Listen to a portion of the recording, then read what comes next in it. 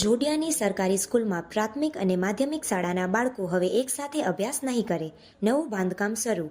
જોડિયામાં સેઠ કે ડીવી હાઈસ્કૂલના નવા બાંધકામ શરૂ કરવામાં આવ્યું છે.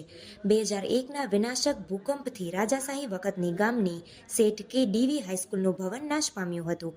ગુજરાત અને કેન્દ્ર સરકાર દ્વારા ભૂકંપ પ્રભાવિત વિસ્તારમાં સરકારી શાળા અને હાઈસ્કૂલનું નિર્માણ કરાવાયું હતું, જેમાં જોડિયાની સેઠ કેવી હાઈસ્કૂલનું નિર્માણ થયેલ, જે માત્ર 20 વર્ષમાં જોડિયાની હાઈસ્કૂલનું સંપૂર્ણ રીતે જર્જરિત અને ખંડેર બની જતા હાઈસ્કૂલનું શૈક્ષણિક કાર્ય છેલ્લા 5 વર્ષથી પ્રાથમિક શાળાના વર્ગમાં સ્થળાંતર કરવામાં આવ્યું છે.